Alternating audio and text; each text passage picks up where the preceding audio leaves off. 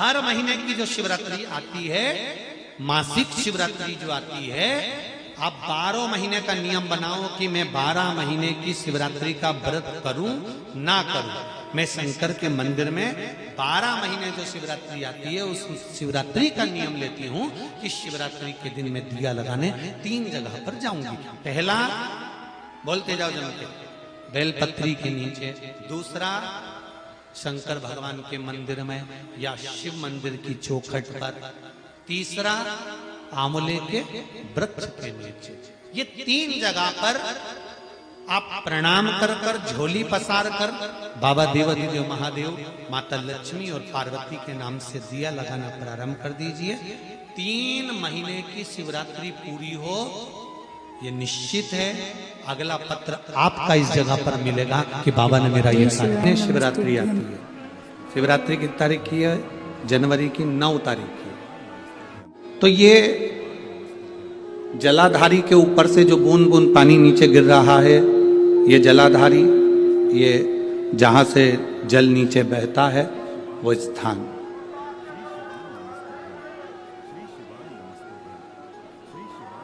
जिस व्यक्ति ने अपनी जीवन काल में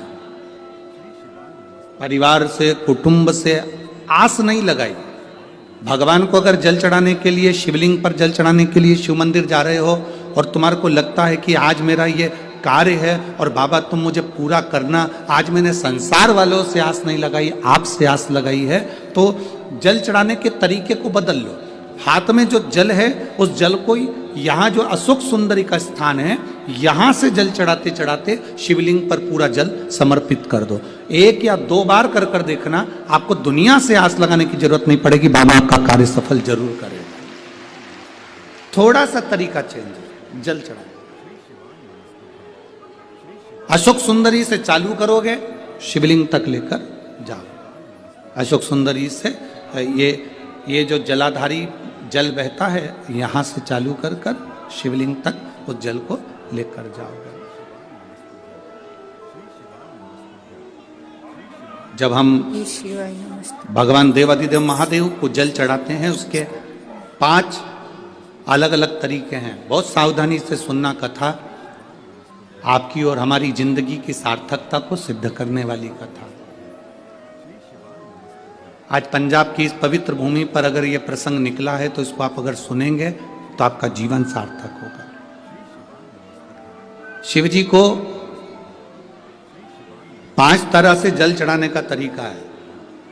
जैसे पंचामृत होता है, दूध, दही, शहद, घी, शक्कर, ये सब पंचामृत के अंतर्गत आते हैं, उसी तरह शंकर जी को 5 तरह से जल चढ़ाने का क्रम वर्णित किया गया। अब उसको समझेंगे, बहुत सावधानी से समझिएगा। पहला, जल लेकर आए, सीधे डायरेक्ट शंकर भगवान के शिवलिंग पर चढ़ा दिया, ये प्रथम जल का चढ़ाने का तरीका।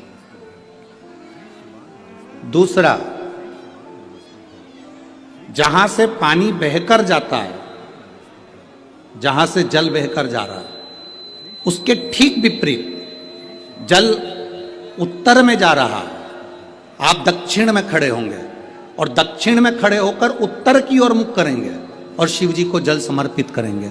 ये रोग मुक्ति करने वाला है और हमारे रोग पर हमें विजय प्रदान करने वाला है। ये जल चढ़ाने का तरीका। एक, सीधे मंदिर में गए, लोटा भर कर जल उठाया, शिव जी को चढ़ा दिया। दूसरा, जल जहां से पानी बहता है, शिव जी का चढ़ा हुआ जल जहां से बहकर जाता है, उसके ठीक विपरीत में शिव जी का जल इधर जा रहा है तो तुम यहां खड़े हो, तुम यहां बैठो, यहां मत बैठना, यहां मत बैठना, इधर बैठो। अगर रोग का निवारण है तो यहां बैठकर। तीसरा, अशोक सुंदरी से जल चढ़ाते चढ़ाते शिवलिंग तक लेकर जाना और शंकर भगवान के शिवलिंग पर पूर्ण जल समर्पित करना। ये तीसरा तरीका, ये कार्य की सिद्धता के लिए। हम जब किसी से आस ना लगाकर परमात्मा से विनती करते हैं तो वो विनती करने का तरीका। तीसरा। चौथा, शिव जी पे चढ़ा हुआ जल 5 जगह पर समर्पित करना। गणेश जी, कार्तिकेय, अशोक सुंदरी, शिवलिंग और जलाधारी। ये चौथा क्रम है। एक, जल चढ़ाने का तरीका, शिव जी को हम जो जल चढ़ाते हैं उसका एक तरीका भी हमारी जिंदगी में अगर हमने उसको स्मरण में रख लिया तो हमारी कार्य की सिद्धता को सिद्ध कर देता है, हमें सफलता की ओर लेकर चले जाता है।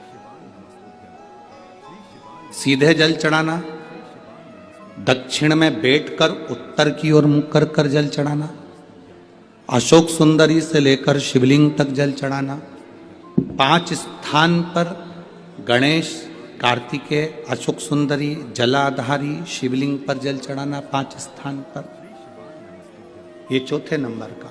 और 5वां जल समर्पित करना,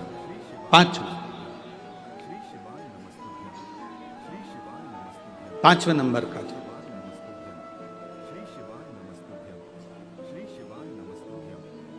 शिव जी को 5म नंबर का जो जल आता है, जो जलाधारी है, ऊपर जिसमें पानी भरा रहता है और नीचे एक एक बूंद टपकता रहता है, जलाधारी में जल समर्पित कर कर उसी जल को बचाकर अशोक सुंदरी वाली जगह पर थोड़ा सा चढ़ाकर उसी में से जल शिवलिंग पर जब हम समर्पित करते हैं तो हम जिस कार्य के लिए जा रहे हैं वो कार्य सफल होता ही है। ये 5वां नंबर का जल समर्पण। शिव तत्व ओघड़ी है शब्द। 5 स्थान, 5 तरह का जल चढ़ाने का समर्पण।